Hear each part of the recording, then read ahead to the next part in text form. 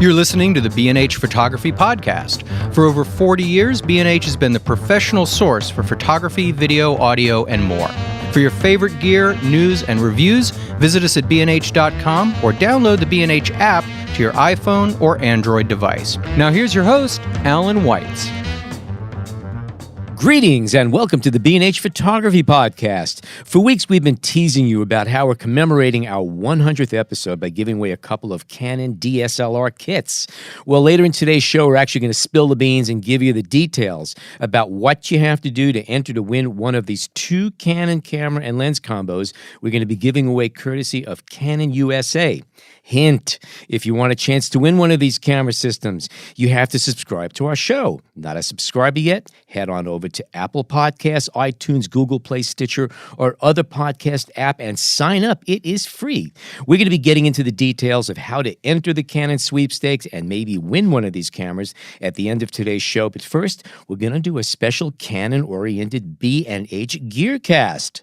To help us along via Skype is none other than veteran Canon product specialist Rudy Winston, who will be telling us all about the Canon 5D Mark IV and Canon EOS 80D that we're giving away, each one with a 50mm f1.8 STM lens. I guess you gave it away. Oh, heck, we'll have to cut that out. If you heard that, just ignore it. That was just me babbling. Okay. We also plan on talking about Canon's newest lenses, accessories, and maybe even a few teasers about what Canon has in store for us in 2018. Welcome, Rudy. Good to speak to you. Oh, the pleasure's mine. Great to be with you folks. Oh, well, it's a pleasure to be with you, especially in this weather we're having here. In case you don't know, we're recording in the middle of a snowstorm here. It's great. Anyway, Canon obviously is one of the leaders of the industry and has been for a long time. And your cameras are really terrific on a whole bunch of levels in each of the categories. And your lenses are, second to none. My starting question is just a global kind of a thing. We're going to talk about the two cameras we're going to be giving away in a bit. But I have a question.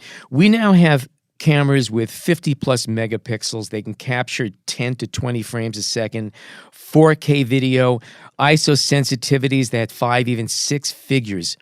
Where are we going from here? What's the next frontier? That's an interesting question, and I'm sure it's one that our product planners are burning the proverbial midnight oil in Japan, trying to, make their best guess as to, short-term and, certainly longer-term. Where do we go from here as an industry and certainly, within Canon? They certainly haven't given any of their thoughts to me.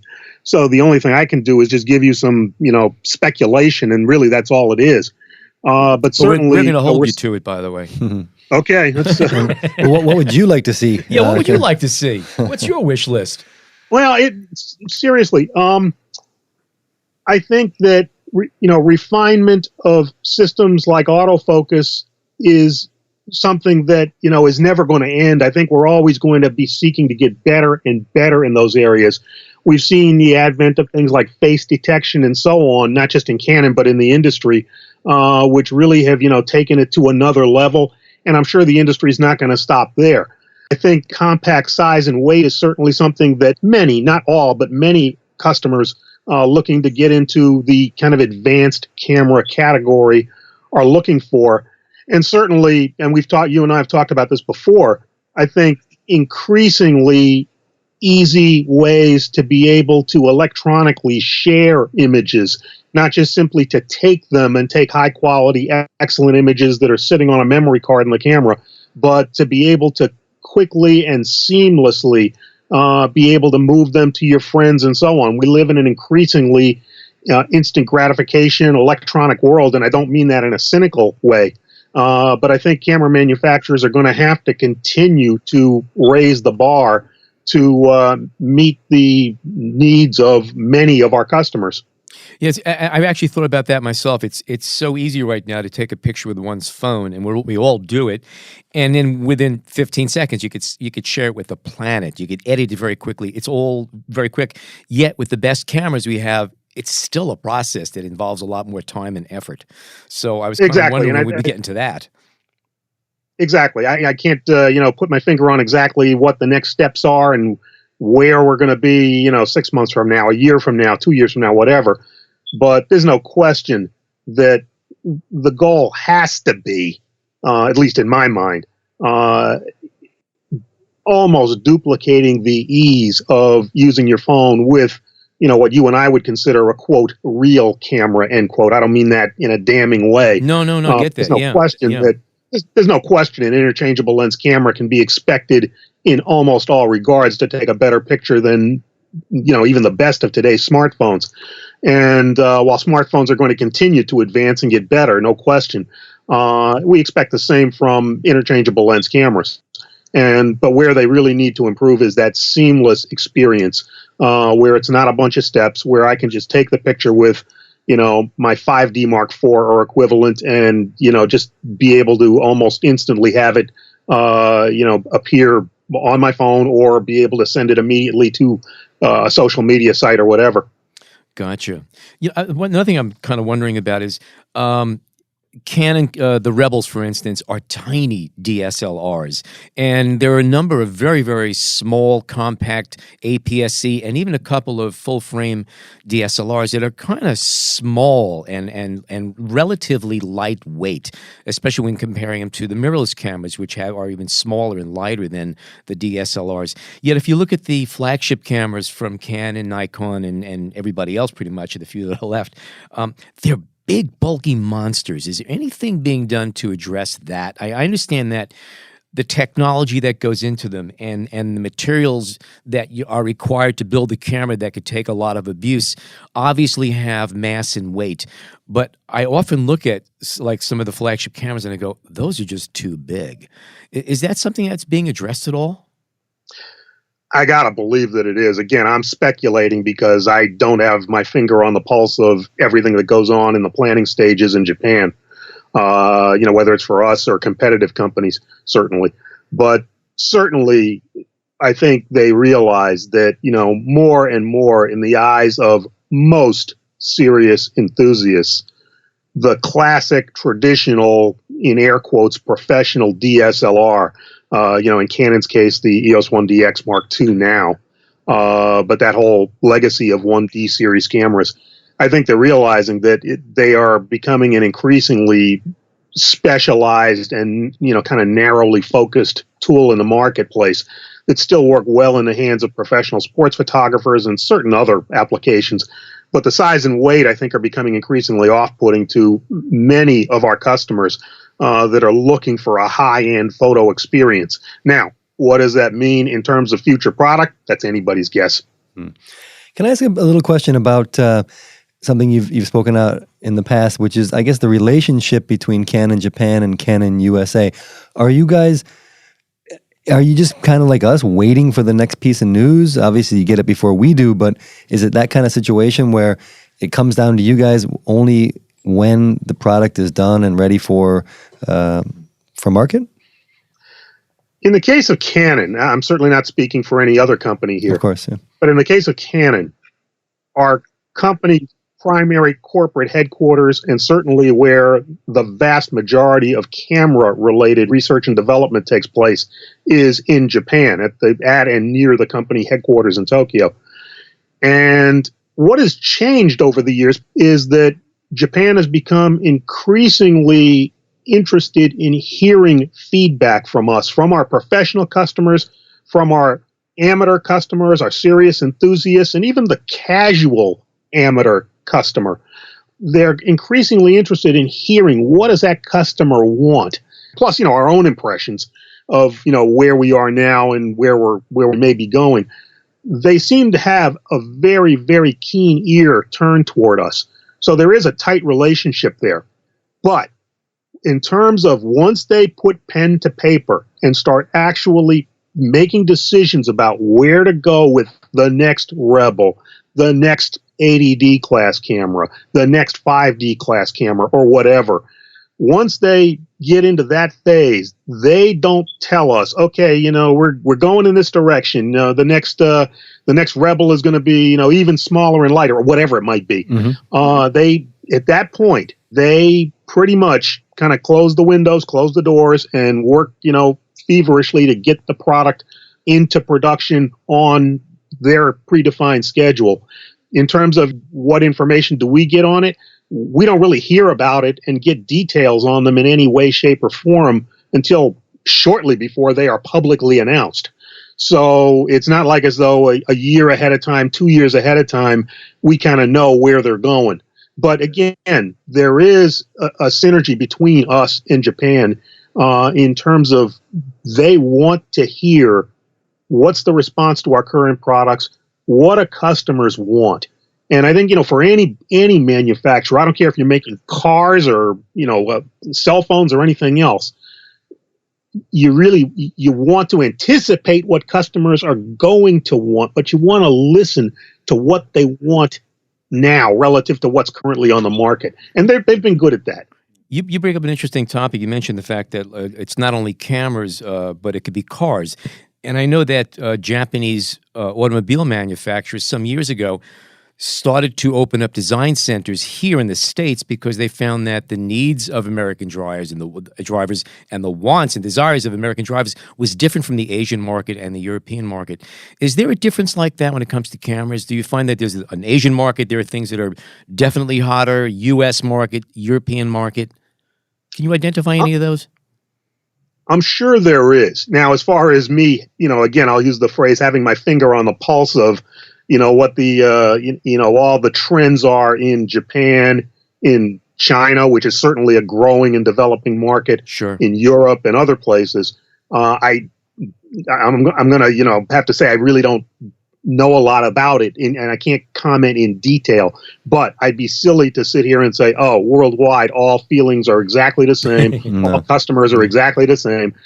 Clearly they're not. Well, maybe we can use an example of a camera that came out last year, or a series that's continuing, which is the M series, which, from my understanding, seems to be, very successful in Japan. Throughout Asia, I don't know, but in Japan, I've heard that it is a very successful series, and maybe not so much here in the States. Is that accurate? That's a great analogy. That's a great point. And basically, that has been true. EOS M series for quite some time has done well in Japan. I don't have sales numbers in front of me, but they've done pretty well. Really, I think you could argue that until last year, maybe 2016, in the U.S., it really wasn't considered a very important part of our marketplace. Right. I'm not talking about in terms of customer demand, more in terms of how Canon wanted to address it. Right. And that I can't speak to all the reasonings why that may have been. Certainly, mirrorless is bigger in a general sense, in an industry sense. Mirrorless has been bigger and well received in the Asian market than it has been in the North American market. And of course, I'll say with that it's gaining traction continuing to gain traction in the North American market. I'm talking industry wide, not just with Canon. Mm-hmm. But you're right. I think that the difference in perceptions with the mirrorless category points to differences in the way customers worldwide perceive today's camera offerings. Again, industry wide, not just Canon. Yeah. Well, we mentioned the EOS, the M100. However, a big announcement, and the most recent announcement, from what I understand, or from what I have in front of me, was the G1X Mark III, which brings up kind of the subject of premium point and shoots, which we did an episode on not that long ago, and how whereas your small, compact, traditional point and shoots are starting to find perhaps a difficult path forward, the premium point and shoots are still doing pretty well. And of course, they're getting better. Of course, the G series is a great series that myself and many people have grown to love. So how's that doing, and what's the response you've had on that camera? Response to the G1X Mark III, the newest camera, which was just introduced at the tail end of the year, 2017, that is. That's been extremely well received as it's starting to roll into the market. A compact camera with not a full frame, but with an APS-C size imaging sensor. So a sensor the same size as what we'd have in an EOS 80D or a 7D Mark II or something like that. Clearly, the fixed lens camera category, as you said, has taken some hits, but the high end of that category, in terms of, elegantly designed compact cameras with moderate length zoom lenses, or in some cases with competitors, even fixed focal length lenses, as well as the extended range zoom cameras from Canon and competitors, give customers an option when they don't necessarily want to get into the size and the investment to get into an interchangeable lens, SLR certainly, or even a mirrorless camera with interchangeable lenses, where you're talking, several $100s or more for your lenses, for each of your lenses, and a camera that is even a little bigger than, say, a G series camera would be now. Yeah. And some people simply want just a pocket camera as a second camera that they can just, bring to a party or something like that. Right. And even if they're serious enthusiasts or working professionals, the idea of bringing, a 5D Mark IV or something like that to a party might just seem like a bit much to be toting around. That was actually going to be a next question of mine. If a camera like the G1X Mark II or Mark III in this case is still a second camera option for a professional shooter or an enthusiast who has a DSLR, it seems to me that perhaps not. Perhaps their second camera might be a much smaller camera or of course, even their cell phone. And I didn't know if that was a part of the marketing strategy with the G1X Mark III to market it as a second camera for an experienced photographer or not. That's certainly part of the market that Canon's aiming for with this camera, not the exclusive market, of course. Right. But that's part of the market that we're aiming for. The photographer who wants some degree of compactness, but still wants the promise of good image quality that a larger APS-C size sensor delivers. Mm-hmm. And then on top of that wants the ability to control the camera. That's not to say that, your phone or that the pocket type cameras don't offer exposure controls and that kind of thing. But the experience working with a G1X Mark III is more akin to working with what, you and I would consider a traditional digital SLR. Right, without having to deal with the lenses and layout features and that kind of thing. I'm not saying it's identical, but it's more akin to that. If I was just an enthusiast, go ahead. I'm sorry. Go ahead. No, I was just going to finish up by just saying I think that our hope is that many serious enthusiasts and working pros, when they don't want to bring the full battle gear, will consider that this still lets them work in a way they're comfortable working, controlling things when they want to control them, and be able to get certainly superior image quality to what they can normally expect from a phone. As somebody who's worked professionally, I know that on my day off, I don't feel like carrying around a monster big camera with me, the weight and the heft and everything else. And I would normally be looking at an APS-C DSLR, one of the smaller compacts. Now I'd be looking at a camera like one of the G series cameras because they really do take very, very good pictures. Yeah, exactly. So I think that the high end of the point and shoot market is clearly something that, with our G series cameras, and they're a series, they're not just, one camera, that, we know it's a shrinking market worldwide, but we still want to be the leader in that market. And the high end of that market is still where a lot of the action is. Well, speaking of, of PowerShot and compact cameras, there was only one small traditional classic point and shoot camera released by Canon last year, and that was the SX730HS. And it's pretty fair to say that is part of the trend that we all recognize, which I won't go so far as to say the death of the point and shoot, but we're getting down there. I mean, normally you're going to see 7 to 10 of those cameras being released in a year. It must be a relief not having to memorize the specs of 18 different point and shoots that are very, very similar. It's got to be a relief for you guys. It really does. Well, it's maybe to the point. It certainly had to have been a challenge for our engineers to continue to develop new product with new features, new performance, new things customers would want, in so many different, if you will, suits of clothes. Yeah. As it was back, 5, 7, 8 years ago when the compact non-interchangeable lens camera category had so many different players, not just companies, but within each company. You had the little compact digital ELPH type cameras. You had the more traditional, less expensive A-series cameras that were kind of aimed at a beginner. You had your extended range zoom cameras. You had your G-series cameras, and there were multiple entries in each of those. So, Yeah, I agree. In terms of having to just remember what's in the lineup and all the features and everything, certainly it's a little easier for us nowadays. Still, we miss the days of such a vibrant market.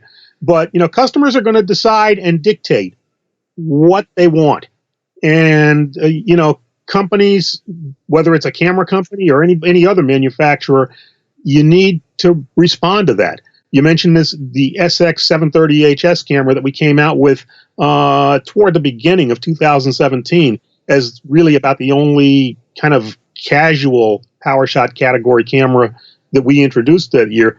But again, you're talking a camera. It's a compact camera, but with super zoom capability. You're talking a camera that has the equivalent in terms of coverage of a 24 to 960 millimeter lens. It's a 40 times zoom lens. So again, it meets a certain need. There are people who are, members at, whether it's the Bronx Zoo or, biological parks or whatever, or people that just travel a lot and would love the ability to be able to zoom in on distant subjects and get tight telephoto type shots, but that certainly don't want to invest in a mid-range or high-end digital SLR and a 500 millimeter lens to be carrying with them on vacation. So again, this category still meets the needs of certain of our customers. Mm-hmm. Okay, let's jump over to the Rebel SL2, and there's also the 6D Mark II, and the 6D, of course, is a very popular line, and the Mark II got a lot of great reviews when it came out.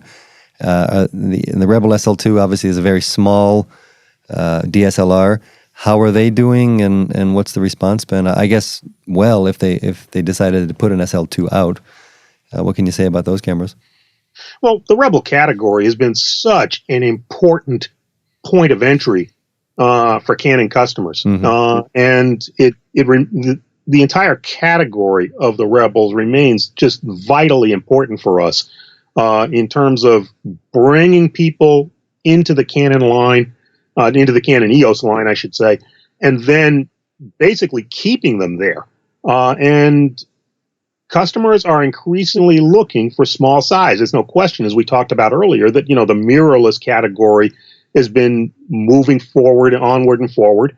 And with the Rebel SL1 and now the SL2, we've got the most compact Rebel design by a noticeable margin. And something that for that person who's looking for that kind of compactness may fit the bill. It's a camera that clearly targets the casual user, not so much the serious enthusiast, but rewards them with the interchangeable lens experience, with the experience of an optical viewfinder, which has obviously some advantages compared to the electronic viewfinders on mirrorless cameras, and really gets them into a camera that meets their demands, meets their needs in terms of that ultra compactness, even more so than a camera like a T6i, T7i, something like that. I've used these cameras, and you pick them up and you say to yourself that, well, they're kind of toy-like, but then you start using them and you realize what's in these cameras. You're talking a 24 million pixel camera with an APS-C size sensor that has a lot of interesting capabilities. I'm not saying it's like a 5D Mark IV. No, but you have a lot of technology that you could take it off the dummy modes and actually use it as a real camera and control what's happening, and have control over what the ultimate picture is going to be, the end result. And lenses, you could put whatever you want in there. As far as Canon lenses, you got all that stuff at your hand. Do you see Do you see Rebel users buy the next set of lenses to use with the Rebel, or do they kind of at that point say, all right, you know what, if I'm going to be buying a $2,000 lens, I better buy the next step up camera? The first place that we seem to see upward movement in our customers who invest in a Rebel to get started is in lenses. Yeah. Now, does the average Rebel user go out and buy a lens like a 70 to 200 2.8 that's right, roughly a $2,000 lens? Yeah, probably not. But that's the first place that many of our customers choose to broaden their horizons in their photography. And then, those that get hooked then we've got that step up trail. They can step into an 80D. They can step into a 7D if they want the performance. Yeah. They can step into a 6D Mark II if they want the image quality of a full frame sensor. And the 6D Mark II, we all know what a great camera that is, and the general users. But are they getting squeezed? To people that want to, go to the 5D or even up from there, or is 6D still holding its own? The 6D, from its inception with the original 6D model, and of course we came out with the 6D Mark II, a successor model, in mid-2017. Right. The 6D has always represented the image quality value in our system. Yeah. The customer who is, into shooting things like landscapes or close-ups and macro and so on, who's not so much interested in how many frames per second can I shoot, but is clearly interested in getting the most out of their photography in terms of detail and color and so on. 6D has always been a very, very great value point for them. And 6D Mark II just underscores that. The 26 million pixel sensor, it's a full frame sensor, of course. It really gives them great imaging potential in a compact and relatively affordable camera. I don't want to say that a $1,700 camera is cheap. It's not like a quarter tip to most of us, but this is a camera that's within the reach of many enthusiasts.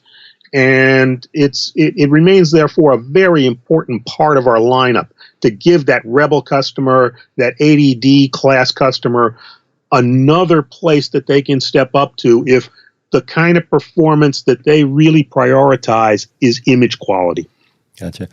All right. Yeah. So the tilt shift lenses that came out. Yeah, you guys own the market pretty much for tilt shift. You've got you've had a beautiful series of lenses available for years, and this past year you updated most all of them, I believe, if I'm not mistaken, right? Well, we've got 5 lenses, tilt shift lenses in the system now. Okay. The ultra wide 17 millimeter and the wide angle 24 millimeter, which is in its second generation. Right. Those were introduced a few years ago. But in this calendar, I shouldn't say this calendar year, but in 2017, what we did was we revamped the longer lenses. The 50 millimeter, the old 45 millimeter lens now is being replaced by the 50 millimeter tilt shift lens. The 90 millimeter f2.8 is being replaced by a totally newly designed lens.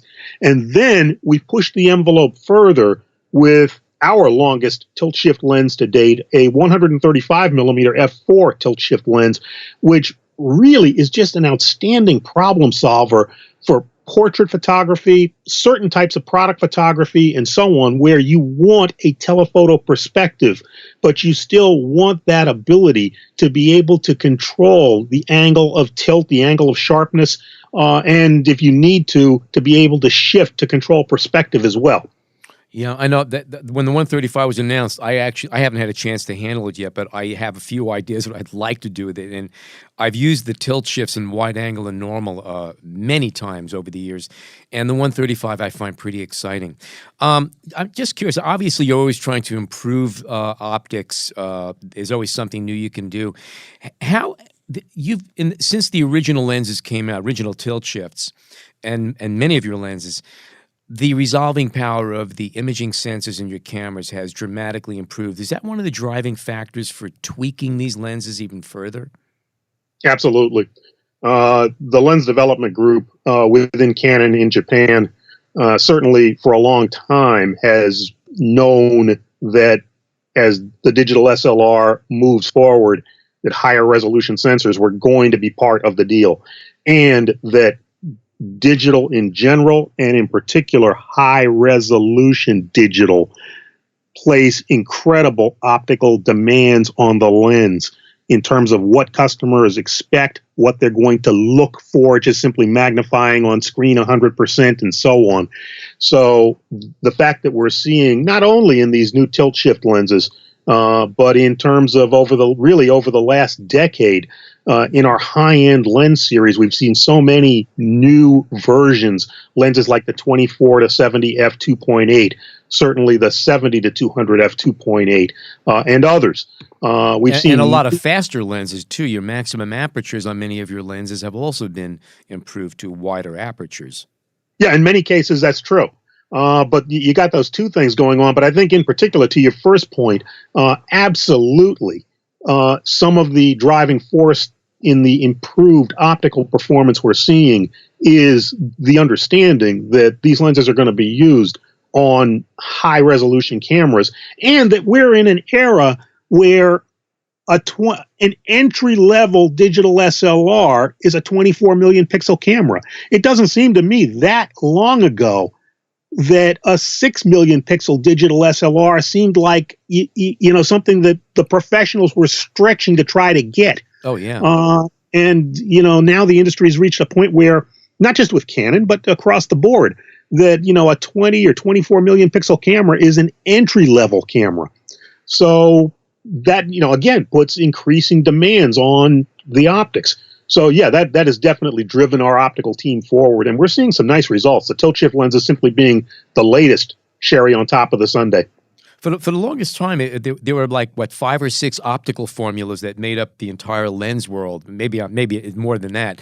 But there were a lot of very basic formulas that went back sometimes 100 years that were just being slightly tweaked and incorporated into the lenses that we're using. I would imagine that computer design is taking over a lot of these advances. Is that a good assumption? Absolutely. That's very, very clearly that's the case. That doesn't mean that there isn't, human brain power making a lot of the decisions, but the computers have really opened the treasure chest in terms of what is technically possible. Certainly, the industry has been using computers to help design lenses for a long time. This isn't something new, but they've, again, speaking for Canon, I know that our lens development team has really, revved up their engines in terms of, getting the most out of technology. And you're absolutely right. The old classic formulas that we used to see in many of the European and early Japanese lenses from the first half and into the middle of the 20th century, some of them are still with us. Oh, yeah. In terms of those optical formulas, and they're proven and they work well in some cases. But there's no question that they've really opened up, like I said, a treasure chest of, new ideas, new designs, and so on. And they keep pushing forward, and it's a great thing. Are polymers replacing glass anytime soon? I know it's still a big deal, the quality of the glass. It has a lot to do with it. But I know that polymers and plastics are starting to make their way into especially the lower-end cameras, and with some good results. Do you see a point where it's going to be more polymer than actual optical glass? I don't know if we're going to get to that point anytime in the kind of near term. The beauty of the polymers, it isn't just a cost thing. I think a lot of customers, they hear, polymers, they think plastic. They think of the kind of cheap styrene plastic that they, made model airplanes with when they were kids or whatever. Well, that plastics could be put into shapes and forms that aren't easy to do in glass. That's my understanding. That's the point. It isn't just a matter of, we can make them cheap. It's a matter of you can do extremely complex aspherical designs which truly can enhance the image quality as well as keep size and weight down and so on, using different types of optical polymers compared to traditional optical glass. So I'm sure that we will see more of it. Will we get to a point where even a lower-end consumer lens on a digital SLR or a mirrorless camera is almost exclusively polycarbonate or polymer-type optics? Each element is a, quote, plastic, end quote, element. I don't know if we're going to get there anytime soon, but there's no question that we're going to keep pushing the envelope in terms of doing what our engineers can to make the lenses perform even better without cost, size, and weight penalties for the customers. And these type of polymers in that loose category, if you will, certainly are one of the ways that they can get there. Now, based on this conversation we're having here, are there any lenses that are due for an update to bring them to the standards that will match the sensors and obviously maintain the quality that you can think of. I mean, you had a new 85 millimeter that came out last year, late in the summer, an f1.4 L series. Off the top of your head, can you think of any other ones that maybe, and I know you can't predict this, but maybe coming out soon? Well, it's absolutely true. I can't predict this, and likewise, it's absolutely true that I have, as I said before, I have no idea what they're working on or what they are contemplating working on kind of in the midterm future. So this absolutely can't be, perceived as, oh, the Canon guy says they're going to come out with blank, because I don't know. Now, that said, as I look at our lineup, we've got more than 70 lenses in the Canon EF and EFS lens lineup. And obviously, some have been around for a while. And now when you take some of these older lenses, they're still credible performers. Of course, yeah. But, you take them and put them on a camera like even the 5D Mark IV at 30 million pixels and start looking real close. I mean, you can see in some cases, certain optical imperfections that, with a thoroughly modern design, hopefully would be mitigated. I can think of lenses like certainly the 50 millimeter 1.4 is a lens that's been in our lineup for a long time. I can't remember the exact date of introduction, but it's somewhere in the 1990s, I think in the early 90s. And to my knowledge, really hasn't been changed since then. That's a lens that, I'm sure a lot of customers would like to see a new version of. Now, again, I'm not saying we will or we won't. I don't know. Of course, yeah. Even a brilliant lens like the 135 f2, which is a sensational lens. Oh, yeah. Optically, even by today's standards. I know a lot of our customers would love to see that lens in an image stabilized version that preserved the same, or possibly, if they could do it, even improve the optical quality a little bit. I know that's a lens that would be, extremely well received. A lens like the 85 1.8, which has always been a favorite of mine. It's a dandy little lens, but and not expensive either. Exactly. It's a very affordable lens. That 85 1.8 is roughly, about a $400 lens, maybe even a little less at B&H, and certainly within the reach of, many photographers who are making that step up in their photography. It's a good lens, even by today's standards. But again, having said that, it's a lens that's been with us since the mid 1990s, as I recall. And certainly there are places where you could think that a new lens would bring some optical improvements to it. So that's a lens. And there are others. I was privileged to have a discussion a number of years back with an engineer, one of the lead engineers in the lens development group. And he pointed out that because of, you don't just design a lens in a month. You don't just get the idea, oh, we need a new 51.4, and then, a couple months later it's ready. It's a process that takes a couple of years or more in some cases, from the start of the concept to actual execution of a finished production product. And the point he made was, we have a finite number of lenses that we can, for the EF, EFS series, that we can design a year, in a typical year, because they do have other work demands placed on them. We have optics in our copiers. We have optics in our medical devices. Canon certainly is more than just a camera company. So the optical engineers have a lot of other things on their plate besides EOS camera lenses. But that said, he said we can do a finite number of new lens designs a year. And he said, here's the challenge for us as optical engineers. Do we use the time and the resources to come up with totally new, innovative designs, like the 11 to 24 millimeter lens that we saw a few years ago, like the 135 millimeter tilt shift lenses that the industry hasn't seen, let alone that Canon hasn't had? Or do we use that time to refresh older lenses that are getting a little long in the tooth, and that we know that there's customer demand to see a new version? Obviously, they try to strike a balance between the two, but he said it's in planning your products, it's a challenge. All right, we're going to take a short break, and we're going to come back with more with Rudy Winston and details about the cameras we're giving away. Stay tuned. We hope you're enjoying this edition of the B&H Photography Podcast. Send us a tweet at BHPhotoVideo, #BHPhotoPodcast.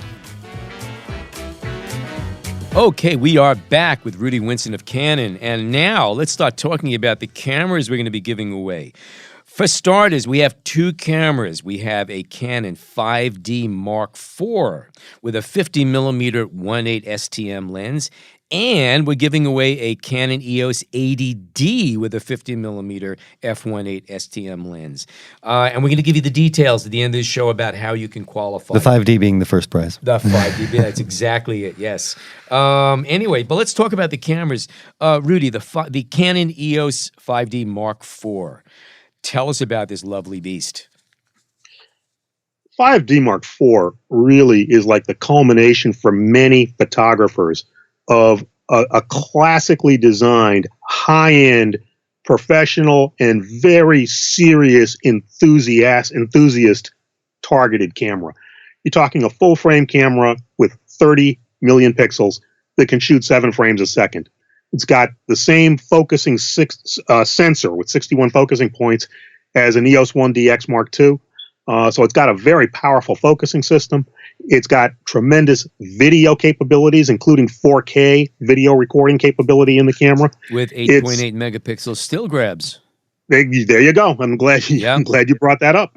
It really, for I think a lot of customers, is the culmination in the current Canon line of where they ultimately would like to be. It meets the needs of so many different types of users. It's got the image quality, the resolution, the detail to be an excellent camera for things like landscapes. It's a tremendous nature and wildlife camera. It's a tremendous camera even for things like sports. If at 7 frames a second, there are people out there say, oh, well, it's only 7 frames a second. There was a time when the highest end professional cameras you saw on the sidelines at the Super Bowl could not shoot 7 frames a second. So it's a very, very flexible, capable camera with really good image quality, not only in bright daylight, but when you start cranking the ISOs up, very good high ISO performance. It really, really is that sweet spot for so many of our customers that truly want to step up to a camera that they can use for almost anything. I see it's the Digic 6 Plus image processor. Can you mention any distinctions between the 6 Plus and the 6? Going from the Digic 6 to the 6 Plus processing engine gave this camera more capability. And where we see that in cameras is in not just these several different areas, but these are a few of the important ones. Number one, it can process larger files more quickly and move them more quickly. High resolution and speed have been historically in digital SLRs two things that didn't play nice together in the same sandbox. We could have high-resolution cameras from the early days of digital SLRs, but they'd be fairly slow in terms of how fast they could shoot. And conversely, we could have high-end, sports-oriented cameras that could shoot at rapid frames per second rates, but they didn't have high pixel resolution. There's no perfect answer, but the bottom line is that the processor can basically take more and more information, bigger files, and move them more quickly. So that's one area. It opened up tremendous video capabilities for us for similar reasons. And in terms of just image quality, that's another area where the processor does play an important role. And the more steps in processing that the processor can make and do quickly, the more refined the image quality can be. And that's one of the reasons why for more than a decade, we have made our own processors. The Digic processors are designed entirely by Canon from the ground up. They never were just off-the-shelf processors that they kind of tuned with software to handle the demands of a camera. And so, again, they understood that role of the processor early on in the history of digital cameras, and they've maintained that to this day. Now, the Mark IV has a dual card slot for compact flash and SD. Mm-hmm. Let me ask, what about the compact flash? Is that something we're going to be holding on to for the next couple of years, or what do you think? I think clearly, again, the product planners have the last word on this, and they haven't been discussing where they're going. Mm-hmm. Just reading the tea leaves, it seems like other card types and, if you will, formats are going to eventually succeed compact flash, that we may have kind of reached the end of the development road with the compact flash standard. I'm not talking about Canon now. Right. I'm talking about the card industry. And I'm talking a little out of turn here because obviously I don't work in the card industry. I am not an expert on memory card technology. So I stand to be corrected on any of this. But clearly we've gotten a lot of mileage out of the compact flash standard. It's been a robust, durable performer in general for us. I'm talking about compact flash cards in general. We know that, there are faster card types now, like CFast and so on. But they've performed very well. And the other thing is that so many of our advanced enthusiast and professional customers have large quantities of these cards that they've invested in over the years. Back in the day, they paid a lot of money for some of those cards. They've That's come right. down in price. Exactly. So we certainly understand that there's, as we look forward, that, we're probably going to see reliance on different types of cards as well. One thing I want to say, though, Canon has always, as a fundamental design philosophy, they have always felt that memory cards that Canon uses should be an open standard, that we're not going to a card that basically one manufacturer makes or something like that, even if it promised, performance unseen anywhere else. Canon's philosophy has always been to go for memory cards that the customer will have a choice of brands, makes, models, in terms of, obviously we have high-end cards and some cards that are priced more like, consumer level cards and so on. And that both SD and compact flash have met those philosophical feelings that Canon's engineers have had for a long time. One little question that came up for me. It's easy to see that native ISOs have gone up dramatically, incredibly, to the point where you could take a picture in pitch blackness and get a picture handheld that's sharp. Now, the common sense is that the lower the ISO, the finer the grain, the better the image quality. But you don't see anybody coming out with something. It seems like ISO 100 is the standard starting point, and some cameras you could expand down to 50, but you don't see anyone going, say, you could now shoot at ISO 5 for ridiculously sharper resolution. Is there a point where there's like no return on light sensitivity and ISO ratings for fineness as opposed to speed? That's an interesting question. The type of customers who have come to us and have said that we would like that option, not just simply to be able to expand ISO downward from 100 to 50, but have said, I'd like a camera that the native ISO was, I'm just throwing a number out, 25. Kodachrome. Or even lower. We have heard that from some of our very, very high-end customers, the type of customer who would be interested in a camera like the current EOS 5DS or 5DSR, our 50 million pixel high-resolution cameras. The type of customer who's not so much interested in speed, but is looking for as much overall image quality as they can get. And obviously pixel count is one thing. We've heard that request from those types of customers, and we've relayed that to our engineers. I'm sure the perception is that it's a small group of customers that feel they would truly benefit from that. And it's obviously easier to sell the promise of high ISO than it is to sell the promise of, you can shoot down to ISO 12 or 6 or whatever. But the point's a good one, and certainly in a perfect world, if I could just, wave a magic wand and have a Canon line up with everything to meet everybody's needs, I would love to see a 5DS caliber camera that could go down to ISO like 25 or below as just the base lowest ISO. That'd be a cool thing for some of our customers. So press for it. I'll back you up on it. That's two of us that want it right there. So the Mark IV. The Mark IV came out in late August, was announced in August 2016. Obviously, the Mark III was a legendary camera, is a legendary camera with a lot of anticipation for the Mark IV, and it seems that, the anticipation has been met. Everyone is very satisfied, and sales are through the roof. Fair to say?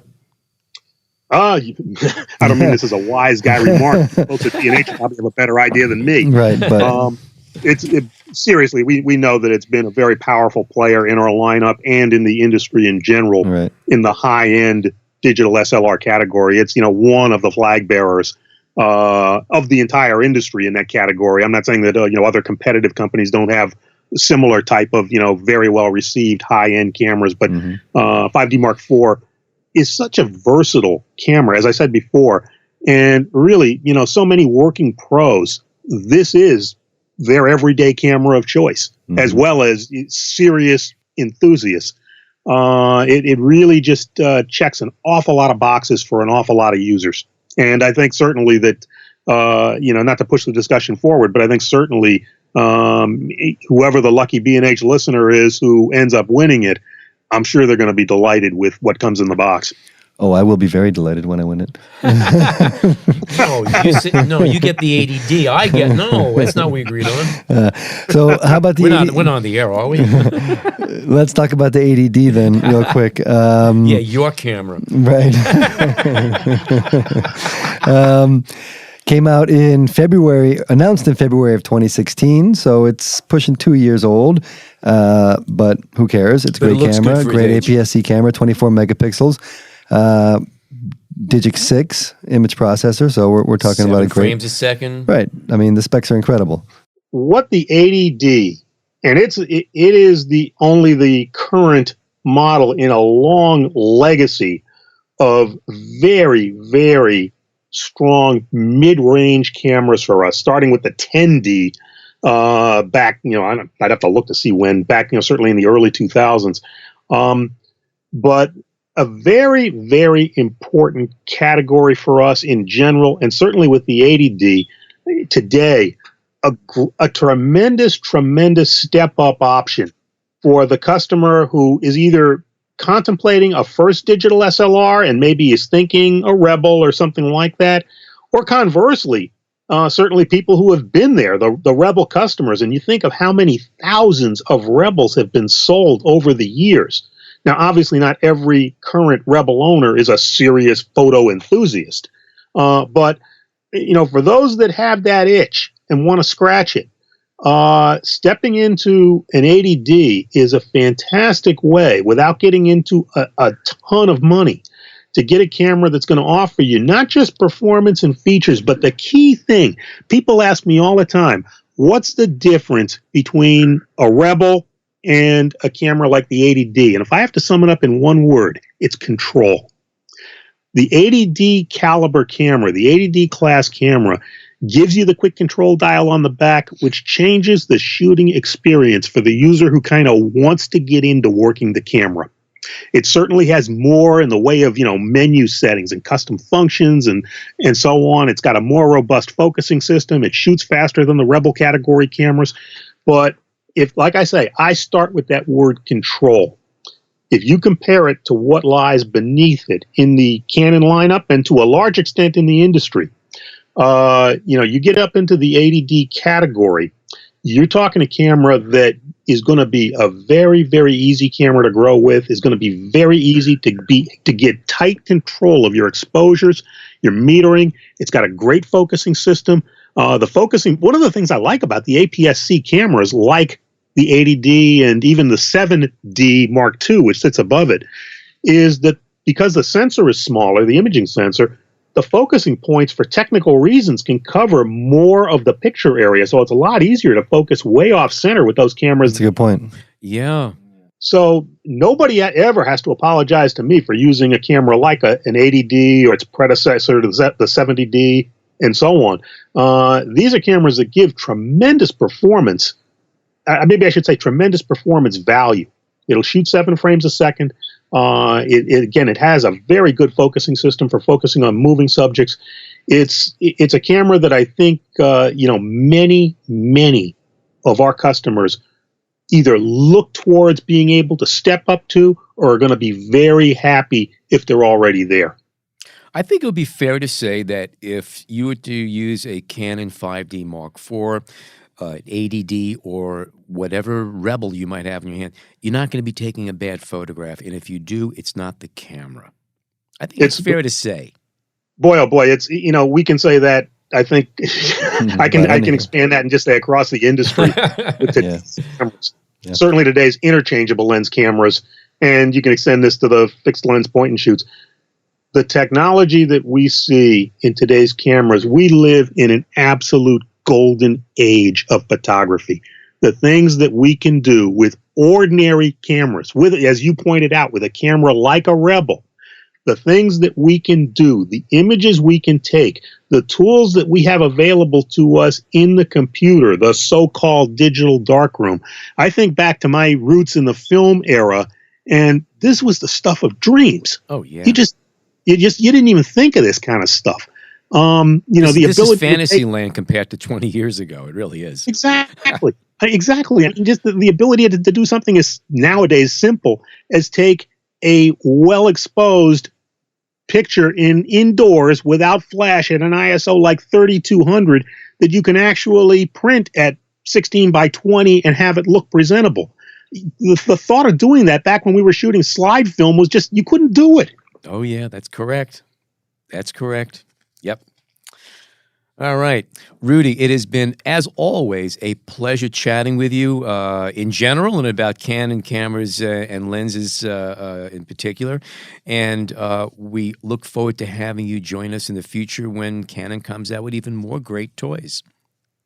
Gentlemen, as I say all the time, the pleasure is mine. It's a joy to talk to B&H's customers. I'm honored to be able to work with the B&H team and to be able to represent Canon in this way. And certainly I look forward to the next time we can get together as well.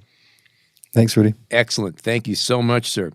Okay, so we've been talking about this giveaway for weeks. Here's what you got to do. It's real easy. If you are a subscriber, you are halfway there. If you're not a subscriber to our podcast, here's what you have to do. Go to Apple Podcasts, iTunes, Google Play, Stitcher, or any of your favorite podcast apps and subscribe. It is free. It is painless. And you're guaranteed not to miss a single one of our shows. Once you do that, once you are a subscriber, you could enter not once but twice. Once on Twitter and once on Facebook. To enter on Twitter, tweet us a screenshot showing that you're a subscriber to the podcast with the hashtag BHPhotoPodcast. To enter on Facebook, go to the B&H Photo Facebook page and post a comment on the Sweepstakes announcement post with your favorite B&H Photography Podcast episode for another chance to win. So that's 2 chances to win 2 cameras. And again, the 2 cameras are the grand prize, a Canon EOS 5D Mark IV with a 50mm EF f1.8 STM lens. Second prize, and not that second is shabby, is a Canon EOS 80D with a Canon EF 50mm f1.8 STM lens. All right, now, the entry period is going to be from Thursday, January 11th, 2018 through Sunday, January 28th, 2018. That's January 11th through January 28th, 2018. We're going to have 2 winners, and they're going to be picked at random from all of the received entries and announced right here on Thursday, February 1st, 2018. To find out all the information in print, you can do so by just going to our Sweepstakes landing page, for which there is a link in the show notes. It's all there if you missed any of this. 2 great cameras, 2 neat 50s to go along with them, and they could be yours, and you have 2 chances. Again, subscribe, go to Twitter, go to Facebook, and why are you still listening to me? Go do it now. These cameras can be yours. And remember, even if you don't win any of these cameras, you still get to listen to the best photo podcast on the planet. So, as always, on behalf of Jason, John, and myself, thank you so much for tuning in today.